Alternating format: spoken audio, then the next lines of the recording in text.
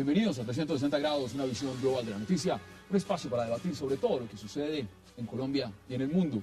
Hoy empezaremos 360 entrevistando a un controvertido líder gremial colombiano, cuyas posiciones con respecto a las negociaciones entre el gobierno y las FARC han creado posiciones de todo tipo.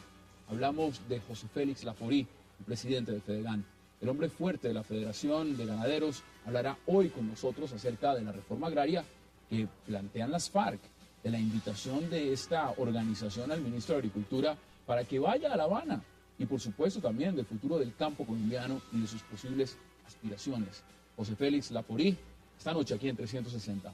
Y nuestro segundo tema de la noche será la propuesta del presidente Juan Manuel Santos de revelar los secretos del proceso San Andrés en La Haya, especialmente las memorias de la Comisión Asesora de Relaciones Exteriores. El gobierno envió una consulta al Consejo de Estado para que se dé una sugerencia no vinculante para actuar en el tema y analizar los mecanismos necesarios para hacer públicas las reservas de las actas de esta comisión. ¿Salvará Santos su responsabilidad en el proceso San Andrés? ¿Y qué secretos se van a dar a conocer? Lo sabremos esta noche aquí en 360 y no se vayan, en segundos empezamos con José Félix Laforí.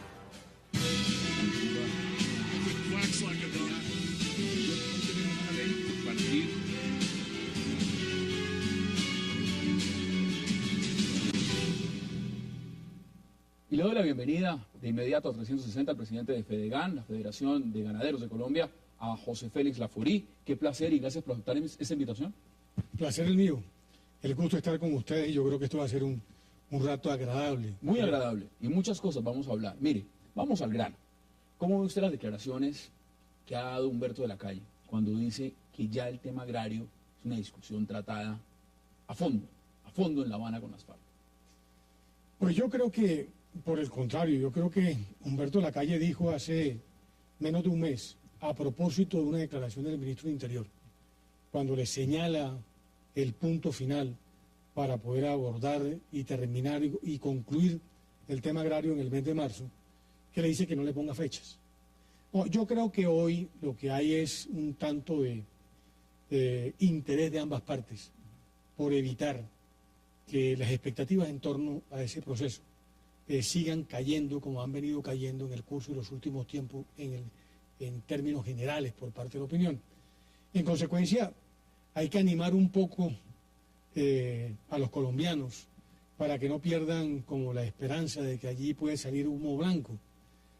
Ojalá que pueda avanzar el doctor de la Calle como lo dice, pero tengo muchas reservas con respecto al tema. Frente a las reservas, hoy estaba también las FARC diciendo que sería muy bueno que fuera a comparecer el ministro de Agricultura, Juan Camilo Restrepo, ¿para qué? Usted me dirá, usted conoce mejor que yo el tema agrario en Colombia. ¿Cómo le parece esa invitación de las FARC al ministro de Agricultura? Forma parte del circo. Es que lo que nos estamos olvidando es que la FARC tiene una estrategia que cada vez la muestra, la evidencia más y le da mucho más resultados. La FARC, entre más cosas de esta haga, más legitima frente al mundo y por supuesto frente al mercado interno colombiano, lo que es su posición como contraparte de un gobierno legítimo como el gobierno del presidente Santos. Por eso se da el lujo de invitar al ministro de Agricultura a que debata un tema de política pública en un escenario absolutamente ajeno. El ministro tiene que comparecer al Congreso. ¿A otros? Al Congreso de la República, pero no a ese escenario que está prácticamente restringido a la participación de los negociadores del gobierno. Por consiguiente, me parece una de las tantas cosas estrambóticas como seguir llevando el cartón, ¿no?, con la imagen de Simón Trinidad cada vez que hay presentaciones públicas por parte de los negociadores de la FARC. Parte del circo que quieren seguir manteniendo. Usted lo han tildado de ser enemigo del proceso, y lo han dicho congresistas, desde arriba hasta abajo, figuras de la política, de opinión. ¿Usted está en contra del proceso? Bien, estoy en contra de que un Estado como el colombiano, primero legitime un actor como la FARC, que es un grupo de criminales que han venido actuando no solamente en el ámbito de sus actividades terroristas, sino también del narcotráfico. Me parece que el Estado pierde mucho cuando abre esos escenarios. Y segundo, me parece que un proceso tal y como va, lo que va es simplemente a generar unas condiciones de impunidad que no son las adecuadas. Yo creo que los estados logran avanzar en su camino civilizador cuando hacen que todos los ciudadanos cumplan la ley, pero cuando aquí hay un grupo de criminales, eso sí, de buena monta, que son capaces de desafiar la sociedad e imponerle al gobierno precisamente por el lenguaje de terror que intentan usar, condiciones que son inapropiadas para el resto de los ciudadanos, pues me parece que no tiene ningún... Y frente a los que dicen, mire, la alternativa es sencilla, no se han podido derrotar militarmente. Es decir, acá hay una jugada política, una jugada sobre la cual esta es la base de una negociación seria. Aquí no estamos repitiendo el Caguán, aquí estamos haciendo unos escenarios con 5 puntos claros. Y además, se atreven a decir, y se lo pregunto a usted, que el tema agrario es el tema más difícil. Que superado el tema agrario, todos los demás temas van como por un tubo, que se resuelven en 5 minutos. ¿Es eso cierto? Que se resuelve el tema agrario y se resuelve todo el proceso prácticamente. Todo lo contrario. Es que lo que uno ve es que esta es una negociación que tiene como dos dinámicas. La dinámica del gobierno, que creyó que limitando la discusión a los 5 puntos podía muy rápidamente llegar a un acuerdo con este grupo narcoterrorista. Y ellos, que están en todo su derecho de aprovechar el espacio que le abre el gobierno, no para concentrarse en los 5 puntos, sino para hacer política a propósito de los elementos que sirvieron de base, los considerandos que llevaron a los 5 puntos. Ahora bien, dentro de los 5 puntos, yo soy de los que creen que, por el contrario, el tema más sencillo es el tema del desarrollo rural y el tema de la tierra, de acceso, de uso. Y le voy a explicar por qué. Por 2 razones que a mí me parecen elementales. Primero, porque la riqueza no está ahí. Si lo que estamos hablando de... Pero la FARC dice que sí. Pero yo hago una pregunta, es que el problema no es que lo diga la FARC, el problema es que hay una cosa que se llaman cuentas nacionales, donde mide el Producto Interno Bruto sectorial. El sector nuestro, agrícola, completo y ganadero, no pesa más allá del 6,8% del Producto Interno Bruto colombiano. El argumento entonces cuando se está diciendo que la repartición de la tierra en Colombia está muy mal hecha. En la tierra productiva, hablemos, usted dirá cifras, 52, 53, 54% de la tierra productiva en Colombia la tiene el 1.5%, 2% de la población. En ese sentido, es un argumento de las FARC, sobre el cual basa su política, su esquema frente a la mesa de negociación. ¿Es cierto? Hombre, la FARC se quedó en los años 50 o en los años 60 cuando promovieron, ahí sí, el INCOR y la reforma agraria de esos años que alto daño le hicieron a la economía rural colombiana. Pero en el trasfondo del asunto es muy sencillo, mire, por eso digo yo que el tema agrario sería relativamente fácil de abordar y solucionar. El gobierno produjo una ley, la 1448, que pretende restituir las tierras a aquellos que las usurparon con la presión de las armas. Pues muy bien, solamente en estos pocos meses ya van más de 2.400.000 hectáreas que han llegado a la unidad de tierra. Bien. Por otro lado, el gobierno no sabe cuántos son las tierras fiscales. No lo sabe. No lo sabe. No sé si son 5, 3 o 4 millones de hectáreas. Ahí tiene suficiente tierra, precisamente, para poder hacer la reforma agraria que quisiera el gobierno. Es decir, puede hacer una reforma agraria de 1 millón, de 2 millones de hectáreas. Y quiero darle un dato. En las mejores épocas del INCORA, que fueron los años prácticamente 70 y una parte del 80, el país no alcanzó a incorar 1 millón de hectáreas para distribuirse. Usted ahora dice que tiene prácticamente el triple, el gobierno tendría. Triple o 4 veces más. Mire, veamos declaraciones de lo que ha dicho José Santrich desde La Habana frente a este tema. Nos preguntamos si nuevamente se van a escamotear las opiniones y los anhelos del pueblo, del común, y entonces la apertura al debate sobre la mesa, sobre este asunto en la mesa de diálogos, es un amargo capítulo de una farsa más.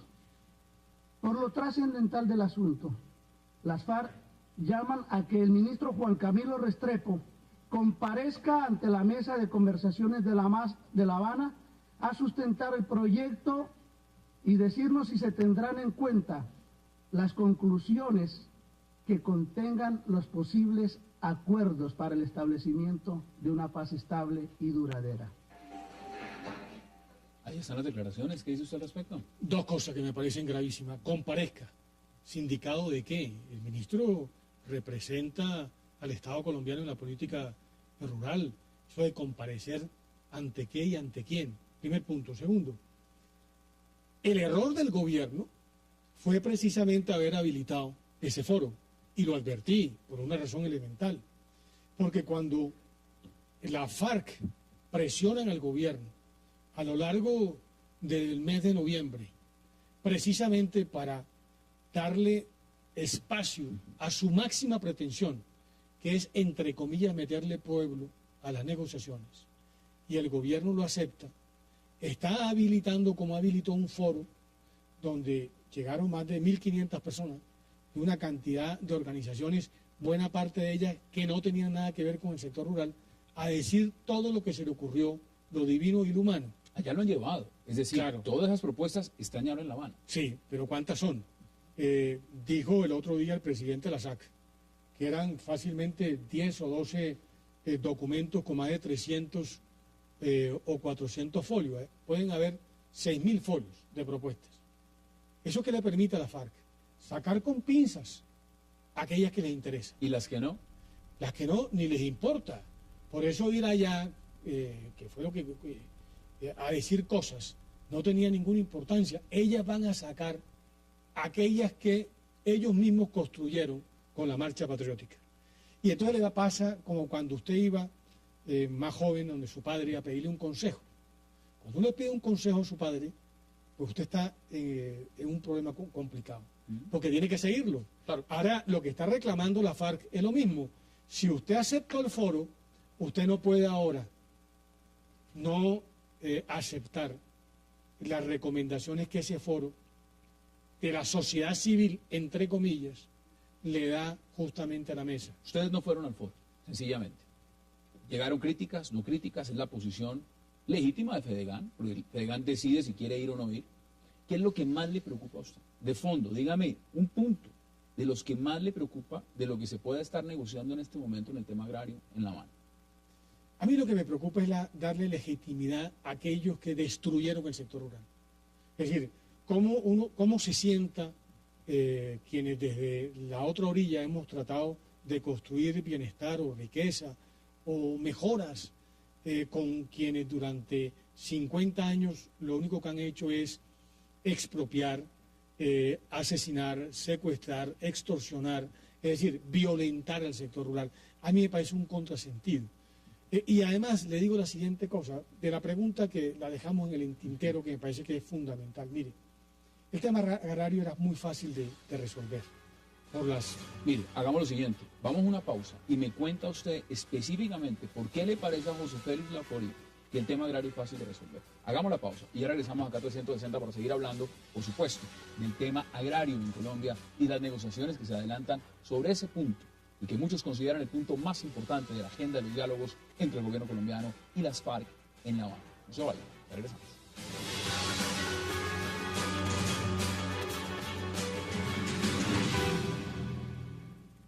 Allí se recogieron todas las propuestas que llegaron, o sea, no hubo una discriminación, una selección, sino que se recogieron todas las propuestas y se hizo un documento donde se presentan todas para que la mesa sea la encargada de evaluarlas. Creo que es una experiencia extraordinaria que demuestra que sí en el país hay madurez suficiente como para poder discutir dentro de la tolerancia todos los temas que pueden en algún momento separar a los colombianos. Estas son las declaraciones. Ahora, volvamos al punto que considero de los más importantes para hablar con usted. Usted dice que el tema agrario, ese tema no es tan complicado, cuando muchos están diciendo que ese es el que va a tomar más tiempo.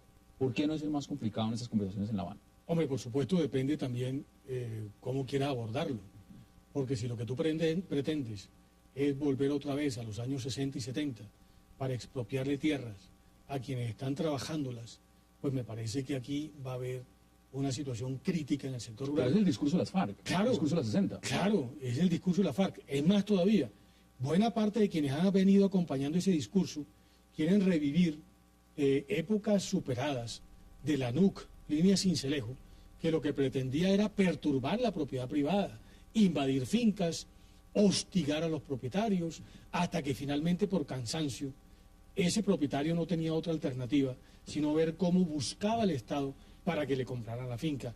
A mí me parece que ese es el peor de los escenarios, no solo porque la perturbación de la propiedad privada necesariamente necesita y exige la obligación del Estado en materia de su protección, sino porque yo soy un convencido que la Colombia del futuro, buena parte de su suerte, la va a tener siempre y cuando logre comprender la importancia del sector rural como proveedor de alimentos y como proveedor de bienes alternativos a los combustibles fósiles, fuera de los temas ambientales, de calentamiento y demás.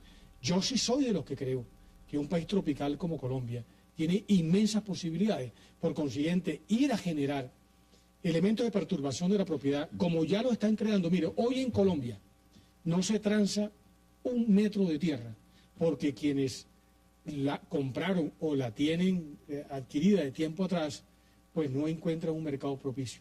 En consecuencia, si el tema es una reforma agraria de 1 millón de hectáreas, la tierra hay y sobra. Y le garantizo que no encuentra campesino para llenarla.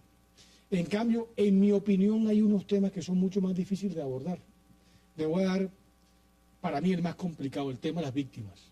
Pero, mire, tema de víctimas. Aquí han estado sentados senadores, lesa humanidad, narcotráfico, analistas, ministros, y le voy a poner todo lo que han dicho los temas, empezando por el tema narcotráfico, empezando por los temas puntuales que no se llevaron ni siquiera, cuando muchos, lo primero que se vio fue las declaraciones de las FARC diciendo que no tienen secuestrados, reclutamiento forzoso.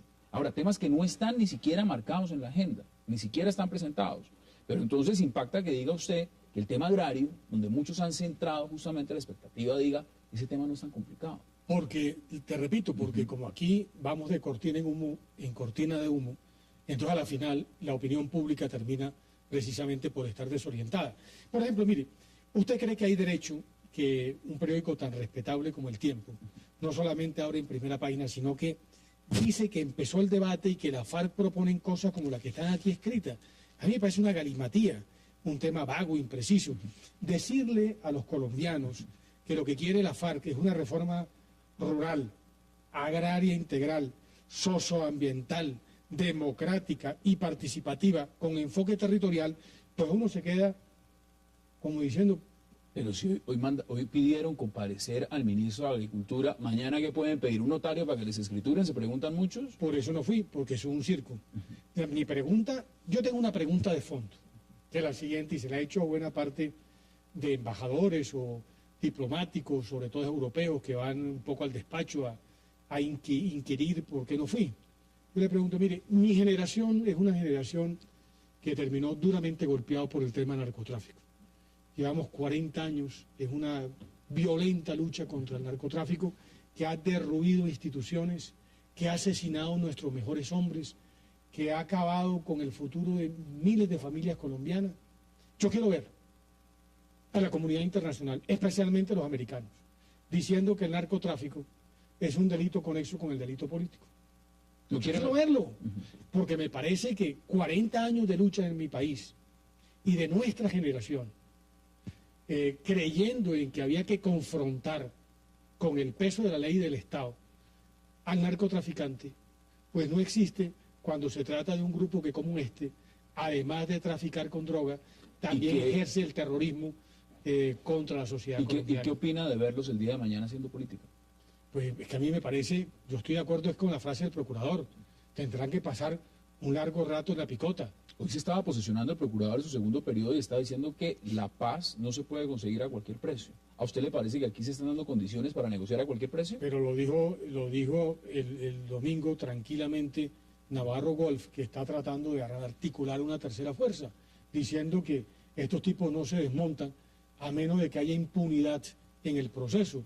Dicho de otra forma, todos los delitos de lesa humanidad, todos los crímenes de guerra que han cometido a borbotones, todos los actos de terrorismo que están tipificados en la legislación internacional y en los bloques de constitucionalidad de todos estos países que han venido a apoyar o a observar el proceso, Entonces, si a mí me van a decir que esos delitos de lesa humanidad, secuestrar niños, violar niñas, etcétera, etcétera, que los reclutan para la guerra, Ellos dicen que no son quieren amnistiables secuestrados. o son indultables y que son conexos con el delito político, pues yo sí creo que es una paz impune, y la paz impune es una paz precaria, porque no logra sanar, ¿no?, las duras heridas que ha abierto una sociedad como la nuestra, tan fuertemente golpeada por 50 años. Mire, de aquí tengo abierto El criminalidad. Espectador y estaba leyendo varios artículos el día de hoy.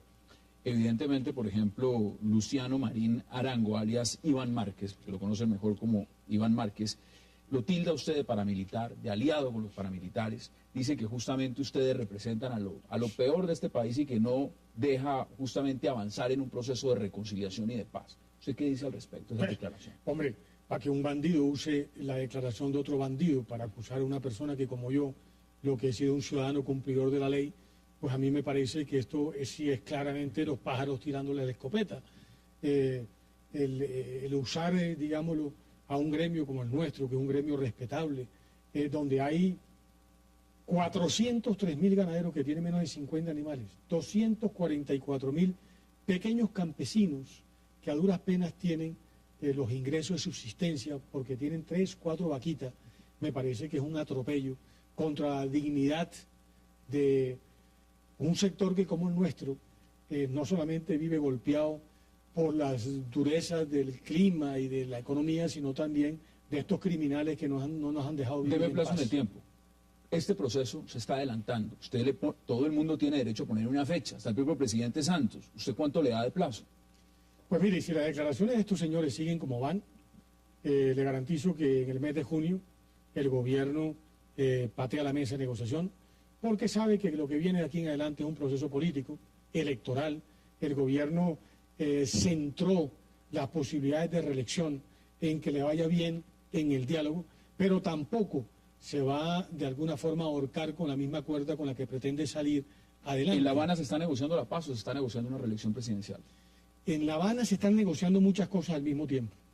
Una cosa, decimos los campesinos, piensa el burro y otro el que le enjalma. Por consiguiente, yo no estoy tan seguro que lo que piensan buena parte de los sectores de izquierda radical comprometidos con la combinación de las formas de lucha, que son los que realmente aupan a la FARC, sea exactamente igual a lo que piensa un demócrata como es Humberto de la Calle o cualquiera de los que lo acompañen en la mesa de negociación. Mire, finalmente, me he encontrado también con que su nombre es uno de los más favorecidos en el Caribe para la presidencia de la República. Usted ya lo están poniendo de candidato. Usted es precandidato, se siente que tiene opciones dentro del uribismo, dentro del puro centro democrático, dentro de cualquier organización, de entrar a hacer política, de esperar a la presidencia el día de mañana. Hombre, es curioso, pero en este país, cuando hay alguien que tiene el carácter y la firmeza para poder decir las cosas que el común de la gente piensa, pero que aquellos que tienen responsabilidad de liderazgo en el país no lo dicen, pues acuden como tabla de salvación a aquel que tiene la valentía de plantear las cosas con claridad y sin tapujos. Creo que esta sociedad tiene que aprender del recorrido que durante tantos años le ha tocado transitar. Fueron muchos años en que nos metíamos debajo de la cama, precisamente para que no fuéramos sujetos de toda la violencia. Ahora que es nos al tocó contrario. vivir. Yo creo que ahora las cosas tienen que haber cambiado. Por eso no entiendo cómo el país puede estar creyendo, o por lo menos aquellos que intentan influir a través de medios de comunicación, que el resto de los colombianos están creyendo lo mismo que ellos tratan de publicar a través de la información oficial o del gobierno. Yo creo que hay un país y una cantidad de opinión libre que no está creyendo en este cuento y sabe que este circo terminará exactamente de la misma forma como empezó. Entre otras cosas porque 50 años de criminalidad de la FARC y 32 años exactos de estar engañando a sucesivos gobiernos, pues creo que es un aprendizaje suficientemente largo como que para que la opinión pública... Ha sido usted muy claro, no pero tome- dígame sí o no, porque ya nos quedan 15 segundos. ¿Aspira o tiene aspiraciones políticas a una precandidatura presidencial? Mire, yo estoy en un compromiso altísimo con el gremio y por lo menos cuente que me mantendré en Fedegan dando unas batallas que tengo que dar en el curso estos meses. Señor José Félix Laforí, gracias por acompañarnos en 360 y seguiremos hablando mucho de Fedegan, del agro, porque este tema no queda acá, es mucho lo que viene. Gracias por aceptar la invitación. A ustedes, muy amable, y espero tener la oportunidad de estar otra vez con ustedes. Por supuesto, vamos a hacer la pausa porque de regreso entraremos también con un panel de lujo a hablar de la propuesta del gobierno del presidente Juan Manuel Santos de levantar esa reserva sobre esas actas que pueden decirnos a los colombianos y a la comunidad internacional realmente qué fue lo que pasó en La Haya y cómo se comportó esa comisión del Ministerio de Relaciones Exteriores frente al manejo de la política en la Corte Internacional de Justicia. No se vayan, ya regresamos.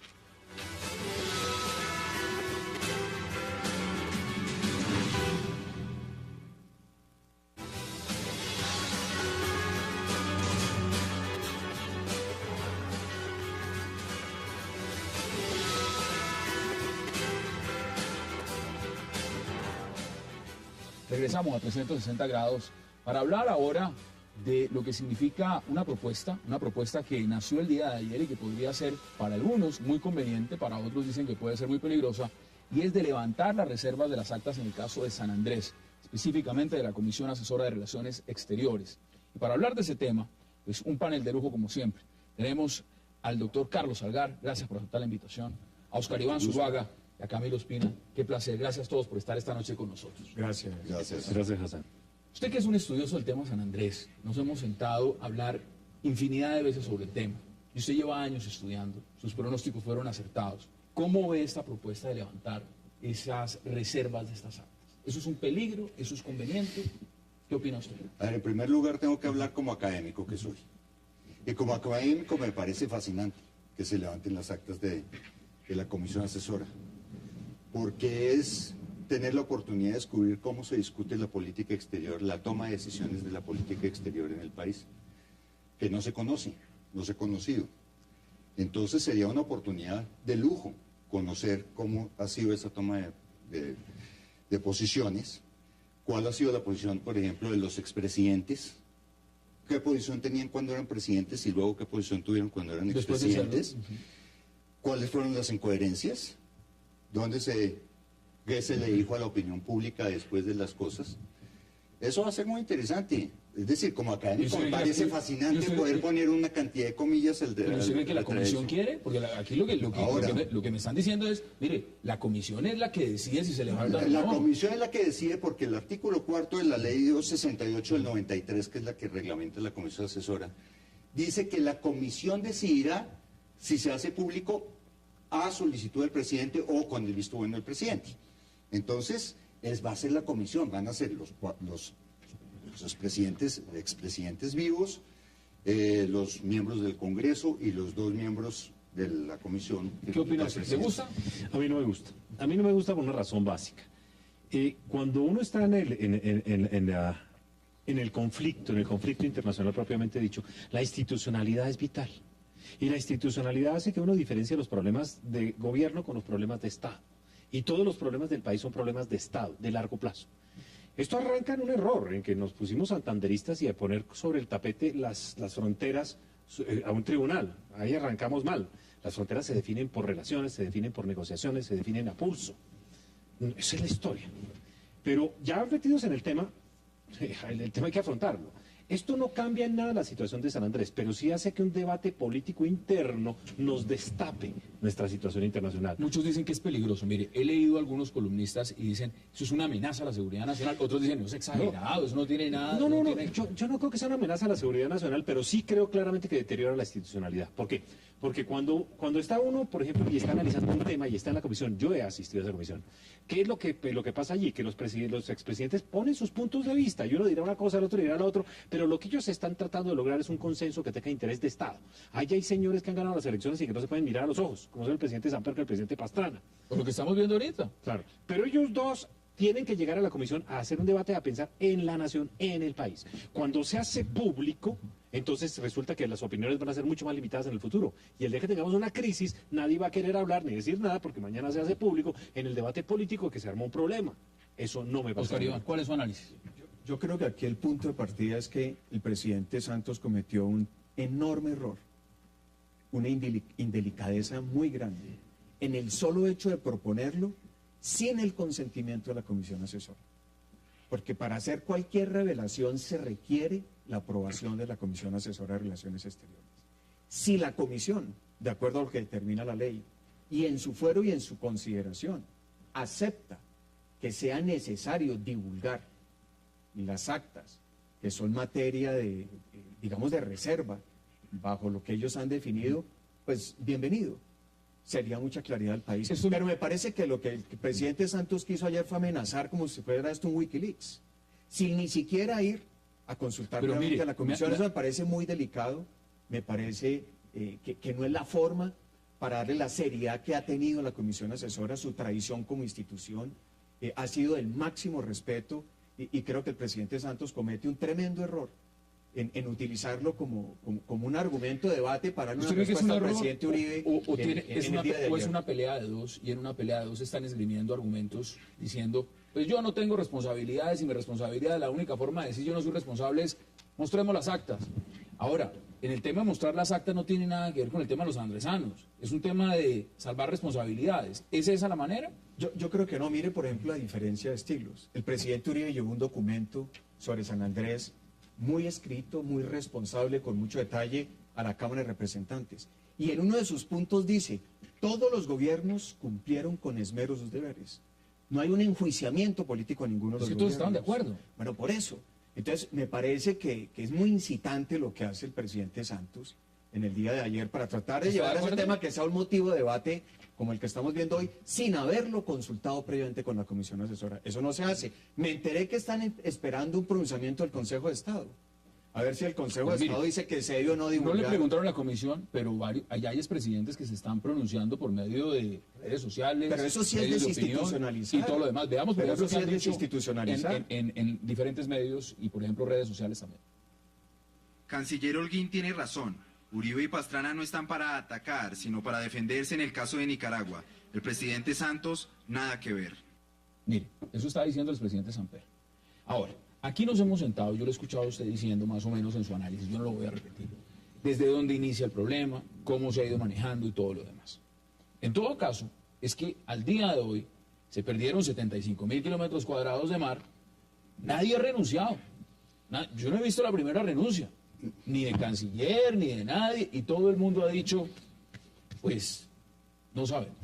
En ese contexto, ya ha salido el Polo Democrático Alternativo a decir que llevan rato pidiendo que se levante esa reserva de las actas. Es conveniente porque también retomo lo que decía Oscar Iván, decía, mire, es que de ahí pueden salir cosas, pero a mí me han dicho muchas personas que también han estado, como usted, en esas reuniones invitados, y me dicen que allá ni siquiera se toma apuntes. Ya ni siquiera, ahí no es mucho lo que se pueda filtrar. No, quedan actas y hay, la secretaria del Ministerio de Relaciones Exteriores es la secretaria de la Comisión Asesora y eso se levantan unas actas que luego se le circulan a los miembros que asistieron. Entonces las apuntes las toman ellos.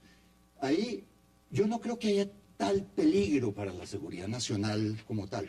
Puede haber cosas inconvenientes. Yo estoy seguro que al hablar de cosas de Nicaragua, seguramente se trataron temas sobre Honduras, sobre Panamá, sobre Costa Rica, sobre Estados Unidos, sobre Jamaica, sobre coyunturales, sobre Venezuela, sobre Ecuador, en fin, sobre el ALBA, eventualmente, que pueden resultar inconvenientes en un momento determinado. Y eso lo dijeron unas personas avalados por un secreto que tenían. Y en unas circunstancias coyunturales y unos elementos específicos. ¿Son reservas de Estado? Es una reserva que establece la ley. Es una reserva que establece la ley y que los estados normalmente hacen esto, es decir, apenas llega una los crisis. estados lo tienen, tienen unos márgenes de tiempo. Por supuesto, ahí es donde voy. Claro que lo hacen, pero ¿con qué lapso de tiempo? Revelar eso hoy, cuando ahora se va, supuestamente el gobierno está reorientando la estrategia para seguir esta discusión en la Corte de la Haya. Y en medio de esta discusión, revelarle a la comunidad internacional, a todo el mundo, mire lo que dice la Comisión Desde el Asesora. punto de vista académico, si yo fuera académico venezolano también estaría muy interesado. O nicaragüense, o costarricense. Porque yo no sé si en el debate político interno saco cartas que van a soportar después una decisión judicial. Entonces uno, cuando está en un tema tan grave, no puede desnudarse. Uno tiene que mantener las reservas de lo que es reservado en el contexto en que fue dado. Tú lo dijo claro, las palabras se dicen en un contexto. Entonces, ¿por qué lanza la propuesta?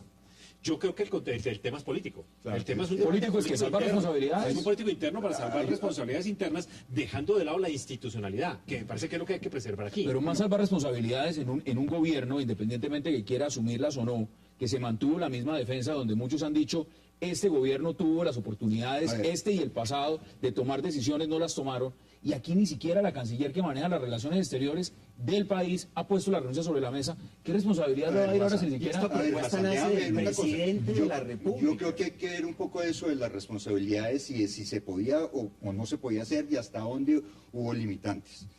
Y aquí hay que ser claro, las posibilidades de introducir cambios y posiciones y pretensiones de Colombia en el proceso se vencieron el día en que Colombia entregó su contramemoria Dígame el a año. Nicaragua. ¿Eso Eso qué fue año 2008, 2009. Bueno, entonces, hay unos que han empezado Ya en el diciendo... 2012 no podía, porque es que la misma Corte dice, técnicamente se puede, usted en las audiencias públicas puede decir lo que quiera, ¿sí? Como aquí podría yo decir lo que quiera, pero jurídicamente no tiene ninguna validez. La misma Corte, en la sentencia de Nicaragua contra Colombia, la misma Corte dijo en qué momento podían introducirse y cuándo eran válidas las introducciones de pretensiones nuevas. Lo dijo en la sentencia al analizar la propuesta, la nueva pretensión de Nicaragua. Dijo, esta se le admite porque estaba relacionada con una cosa que usted ya había puesto por escrito. Si fuera nueva no se le admite. Entonces, ¿qué podía hacer en 2012 Colombia? Nada, diferente a reafirmar una línea de defensa que a mi modo de ver, y lo he dicho públicamente varias veces, No, yo lo he escuchado. fue negativa, fue errónea. Pero fue esa línea de y se defensa le la dijo, tomaron todos. eventualmente se le dijeron mentiras al presidente Uribe, al presidente Pastrana, al presidente Santos por parte del equipo de defensa. Y yo creo que es ahí donde se está buscando unas responsabilidades. No en Mire, los presidentes que tomaron una decisión, sino usted va al equipo negociador. en el equipo de defensa Mire, que tengo que hacer tomó la unas pausa. decisiones cerradas. Tengo que hacer la pausa y ya regresamos porque seguimos hablando, por supuesto, de lo que significa esta propuesta de levantar esa reserva de las actas que maneja la Comisión Asesora de Relaciones Exteriores puntual, en el caso San Andrés. No se vayan, ya regresamos. Llegó a Colombia Fonte Celta, el agua mineral más pura. Fonte Celta, enriquecida con solidaridad. Presidente Santos no se atreve a rechazar fallo de despojo de San Andrés por temor al terrorismo FARC y sus aliados. Por eso busca cortinas de humo. Nos escribe también en las redes sociales el representante liberal Jack Hosni de San Andrés. Dice, el país, en especial los sanandresanos, tenemos derecho a saber qué posición tenían los miembros de la comisión asesora. Pero vamos por partes. Eso no es así tampoco como tan así. Sabemos que la comisión puede reunirse y decir, esto, podemos sacar esto, pero no podemos sacar el texto completo. Es decir, es una decisión autónoma de la comisión. O divulgar los nombres de quienes hacen las posiciones. Exactamente. Entonces, aquí puede salir es información filtrada, información no completa. Entonces, ¿a qué estamos jugando? No estamos jugando a nada. O estamos jugando a algo. No, yo creo que básicamente estamos defendiendo posiciones temporales y utilizando instrumentos, es decir, afectando instrumentos que tienen una racionalidad distinta. La comisión surge como un mecanismo para que la política internacional tenga coherencia de Estado, para que las fuerzas políticas liberales, conservadores, la izquierda, los representantes del Congreso, todos participen en las decisiones internacionales como una política de Estado, entendiendo que pase lo que pase, somos uno solo grupo en el tema internacional y una sola nación. Y tenemos una sola Pero visión y mire, una sola es posición. interesante lo que usted dice, porque lo que parece acá es que ese solo grupo, como que en ningún momento se imaginó que esta decisión fuera así, se fragmentó, fue el grupo. Porque ahora, si uno pregunta por algún presidente, hay unos que no quieren poner la cara, otros la ponen, otros dicen que es responsabilidad del gobierno anterior, y aquí lo que está fragmentando es lo que usted está diciendo, es la misma institucionalidad de las relaciones exteriores del país, la misma comisión Claro, como tal. porque el tema concreto es que ahora estamos en una coyuntura política discutiendo lo que pasó con San Andrés, que es gravísimo, no sé, eso no vamos a intentar ocultarlo, pero deteriorar nuestra posición internacional por defendernos de una coyuntura temporal es un error, es que nosotros no sabemos lo que viene mañana. Es Y el proceso judicial mañana. está abierto. Claro. O sea, me parece inconveniente soltar una frase que enfrentar pueda eso hoy. existir allí, que pueda tener un efecto en una corte, me parece patético. Ahora, el debate en la institucional yo creo que es el central. Conviene que esto sea una práctica permanente porque no puede ser entonces una práctica solo por esto que ocurre ahora. Si eso es así, entonces cada acta se sigue divulgando Yo creo que el primer debate es de institucionalidad. Y esa es una decisión que creo debe tomar la Comisión Asesora, donde están los expresidentes de la República. Nadie mejor que ellos podrían determinar eso. Pero lo segundo... Pero eso es lo que ordena la ley, simplemente eso. Dicho hoy que estuviesen de acuerdo, creo que sería altamente inconveniente revelar cuando todavía estamos en trámites de discusión internacional. A ver, en pero este proceso. esto es Eso un me tema parece que es un tiene tema que muy ver con delicado. coyuntura internacional. ¿Esto en qué? Y la pregunta es muy puntual. Que se revele o no en qué le cambia al señor sanandresano en este momento de San Andrés, que Nada. es el que se ve perjudicado. Yo creo que el puede cambiarle. ¿En qué le cambia? Porque ¿Le da quizás en tranquilidad? la Corte, pues las estrategias que están armando buscan abrir espacios en la Corte. Quizás aquí hagan lo contrario. Aquí las opciones que puedan abrir en algún momento con una actitud que pueda ser no temeraria, pero sí muy anticipada, que se haga de forma precipitada, es el término exacto, puede afectar perfectamente el proceso. Uno en la mitad de un proceso no puedes improvisar. Pero los sanandresanos, por ejemplo, el sanandresano, estoy seguro que le interesará saber qué dijeron sus representantes en la comisión asesora. Por ejemplo, en la comisión asesora que yo recuerde, participaron en algún momento el representante Gallardo, el representante Archibald. Aquí estuvo, que nos está escribiendo el representante Yagüe y decía... Ellos dejaron una serie de posiciones, una época también. Gordon, Ricardo Vargas Taylor, Francis, etcétera, ellos participaron. Sería para el sanandresano, ¿cómo nos defendieron ellos o cuál fue la posición que llevaron como sanandresanos? Mire, retomo a la lo que comisión dijo asesora? el día de hoy la canciller María Ángela Holguín. Cada gobierno tomó la decisión que tomó pensando en que era mejor para el país. Nunca pensamos cambiar la defensa, dice. Creíamos que esa línea era la que le convenía. Y también dice que la gente lea y vea que fue un proceso de unidad en donde la Comisión Asesora de Relaciones Exteriores apoyó las decisiones de los presidentes de turno. Pero lo que pareciera es que eso no es verdad. Porque uno escucha al presidente Santos y dice, es que fue el gobierno anterior. Y uno encuentra al presidente Uribe y dice, no, es que también es del otro lado. Y cuando uno se da cuenta, entonces, ahí no había cohesión. A mí lo que me parece es que nuevamente voy al punto que mencionaba hace un rato. Los presidentes en cada momento actuaron de buena fe, pensando que estaban haciendo lo mejor para el país y actuando en función de lo mejor para la soberanía del país. El problema aquí, ¿estaban recibiendo y tomando decisiones sobre la información correcta? ¿Sí o no? Esa es la pregunta de usted. Esa es la pregunta. Pero Y creo yo que no. Creo yo que asaltaron la buena fe de presidentes y de Inclusive cuando se ratifica el Pacto de Bogotá, nadie les avisó el impacto que eso tenía. Nosotros claramente cuando recibimos la notificación de que Ecuador había ratificado el Pacto de Bogotá, supimos que al día siguiente nos demandaba, y así fue. Entonces uno no abre una ventana de ese estilo si no va a entrar en batalla. Es decir, internacionalmente eso es así. ¿Esto se está dando por qué razones? ¿Porque les interesa realmente que se ventile esa información o porque hay un enfrentamiento entre el expresidente Álvaro Uribe Porque y el la presidente discusión es qué Santos? vamos a hacer con el fallo. La discusión de fondo y que ha llevado todo esto es qué vamos a hacer con el fallo. Claramente el expresidente Uribe ha dicho, ese fallo no se puede acatar. Ese fallo no tiene todo el sustento jurídico. Ese fallo viola principios clarísimos. Ese es un fallo que le quita a Colombia, lo despoja de 75.000 kilómetros cuadrados, que es más que la extensión del departamento de Antioquia. Y lo ha dicho públicamente y lo ha sustentado. Yo creo que ahí es donde ha surgido. Creo que hay un esta error discusión de jurídico que manera el doctor abierta, Camilo de manera Espina debe abierta. coincidir. Y es que este es un fallo declarativo. El fallo de la Corte Internacional de Justicia fue un fallo declarativo, no un fallo condenatorio. Como fallo declarativo, es un fallo de ejecución inmediata.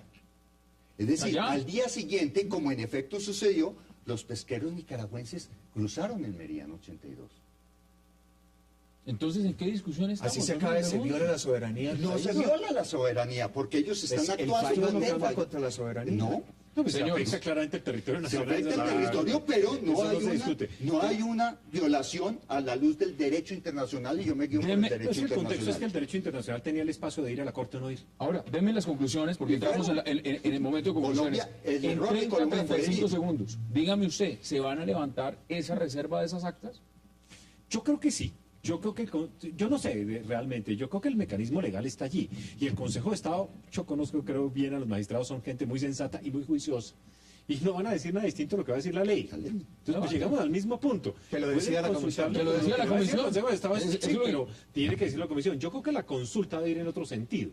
Y es si las actas se pueden divulgar parcialmente. Parcialmente. Porque Es clarísimo que una discusión de esas perfectamente algún presidente puede traer a colación otro caso de otro país, en otro contexto para hablarle la semejanza, y eso es lo que no nos conviene, porque estamos trazando nuestro pensamiento y abriendo nuestro pensamiento internacional a los demás, y eso no es lo que nos conviene. Conclusiones, 30 segundos porque también quiero las conclusiones. Como periodista y como académico, ojalá se rebelen. Creo que le corresponde a la comisión. Los conceptos de la comisión no tienen carácter obligatorio, serán reservados salvo cuando ella misma, de acuerdo con el presidente de la República, ordene su publicidad. El Consejo de Estado no puede salirse de lo que dice la ley. Ni lo va a hacer. Conclusión de la bandera. 30 segundos. Es una decisión que tiene que tomar la comisión, pero creo que hoy, como está el debate en términos jurídicos, ante las instancias internacionales, me parece inconveniente hacer una revelación exacta. Puede que se puedan dar unos resúmenes, pero no comprometer las actas completas, porque creo que eso sería hoy inconveniente para el proceso. Oscar Iván Zuluaga, gracias por aceptar la invitación. Gracias. Carlos Salgar, gracias por aceptar la invitación. Y por supuesto, Camilo Espina, gracias por aceptar la invitación. A ustedes, gracias por acompañarnos. Mañana nos vemos a ver aquí, 8 de la noche, por Cable Noticias, en 360, para seguir debatiendo toda la agenda política de Colombia y del mundo. Es una próxima oportunidad.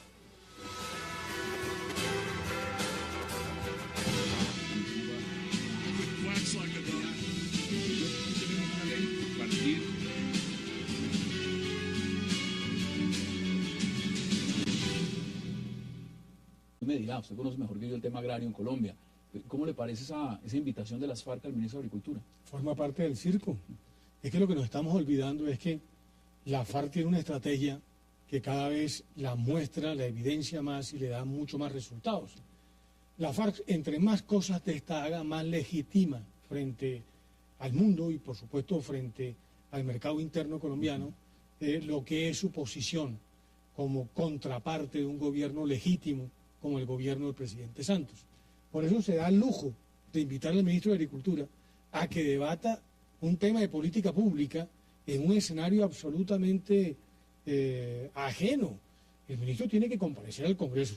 ¿A otros? Al Congreso de la República, pero no a ese escenario que está prácticamente restringido a la participación de los negociadores del gobierno. Por consiguiente, me parece una de las tantas cosas estrambóticas como seguir llevando el cartón, ¿no?, con la imagen de Simón Trinidad cada vez que hay presentaciones públicas por parte de los negociadores de la FARC. Es parte del circo que quieren seguir manteniendo. Usted lo han tildado de ser enemigo del proceso, y lo han dicho congresistas, desde arriba hasta abajo, figuras de la política, de opinión. ¿Usted está en contra del proceso? Bien, estoy en contra de que un Estado como el colombiano primero legitime un actor como la FARC, que es un grupo de criminales que han venido actuando no solamente en el ámbito. Y le doy la bienvenida de inmediato a 360 al presidente de FEDEGAN, la Federación de Ganaderos de Colombia, a José Félix Laforí. Qué placer y gracias por aceptar esta invitación. Placer el mío. El gusto de estar con ustedes y yo creo que esto va a ser un rato agradable. Muy agradable. Y muchas cosas vamos a hablar. Mire, vamos al grano. ¿Cómo ve usted las declaraciones que ha dado Humberto de la Calle cuando dice que ya el tema agrario es una discusión tratada a fondo en La Habana con las FARC? Pues yo creo que, por el contrario, yo creo que Humberto de la Calle dijo hace menos de un mes, a propósito de una declaración del ministro de Interior, cuando le señala el punto final para poder abordar y terminar y concluir el tema agrario en el mes de marzo, que le dice que no le ponga fechas. No, yo creo que hoy lo que hay es un tanto de interés de ambas partes por evitar que las expectativas en torno a ese proceso sigan cayendo como han venido cayendo en el curso de los últimos tiempos en términos generales por parte de la opinión. En consecuencia, hay que animar un poco a los colombianos para que no pierdan como la esperanza de que allí puede salir humo blanco. Ojalá que pueda avanzar el doctor de la Calle como lo dice, pero tengo muchas reservas con respecto al tema. Frente a las reservas, hoy estaba también las FARC diciendo que sería muy bueno que fuera a comparecer el ministro de Agricultura, Juan Camilo Restrepo, ¿para qué usted? Puntos, sino para hacer política a propósito de los elementos que sirvieron de base los considerandos que llevaron a los 5 puntos. Ahora bien, dentro de los 5 puntos, yo soy de los que creen que, por el contrario, el tema más sencillo es el tema del desarrollo rural y el tema de la tierra, de acceso, de uso. Y le voy a explicar por qué. Por 2 razones que a mí me parecen elementales. Primero, porque la riqueza no está ahí. Si lo que estamos hablando de... Pero la FARC dice que sí. Pero yo hago una pregunta, es que el problema no es que lo diga la FARC, el problema es que hay una cosa que se llaman cuentas nacionales, donde mide el Producto Interno Bruto sectorial. El sector nuestro, agrícola, completo y ganadero, no pesa más allá del 6,8% del Producto Interno Bruto colombiano. El argumento entonces cuando se está diciendo que la repartición de la tierra en Colombia está muy mal hecha. De la tierra productiva, hablemos, usted dirá cifras, 52, 53, 54% de la tierra productiva en Colombia la tiene el 1.5%, 2% de la población. En ese sentido, es un argumento de las FARC, sobre el cual basa su política, su esquema frente a la mesa de negociación. ¿Es cierto? Hombre, la FARC se quedó en los años 50 o en los años 60 cuando promovieron, ahí sí, el INCOR y la reforma agraria de esos años que alto daño le hicieron a la economía rural colombiana. Pero en el trasfondo del asunto es muy sencillo, mire, por eso digo yo que el tema agrario sería relativamente fácil de abordar y solucionar. El gobierno produjo una ley.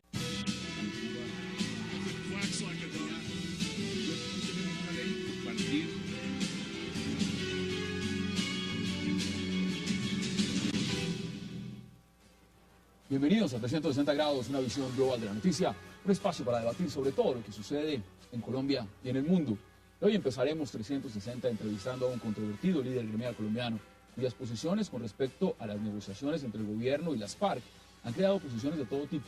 Hablamos de José Félix Laforí, el presidente de Fedegan. El hombre fuerte de la Federación de Ganaderos hablará hoy con nosotros acerca de la reforma agraria que plantean las FARC, de la invitación de esta organización al ministro de Agricultura para que vaya a La Habana y por supuesto también del futuro del campo colombiano y de sus posibles aspiraciones. José Félix Laforí, esta noche aquí en 360. Y nuestro segundo tema de la noche será la propuesta del presidente Juan Manuel Santos de revelar los secretos del proceso San Andrés en La Haya, especialmente las memorias de la Comisión Asesora de Relaciones Exteriores. El gobierno envió una consulta al Consejo de Estado para que se dé una sugerencia no vinculante para actuar en el tema y analizar los mecanismos necesarios para hacer públicas las reservas de las actas de esta comisión. ¿Salvará Santos su responsabilidad en el proceso San Andrés? ¿Y qué secretos se van a dar a conocer? Lo sabremos esta noche aquí en 360 y no se vayan, en segundos empezamos con José Félix Laforí.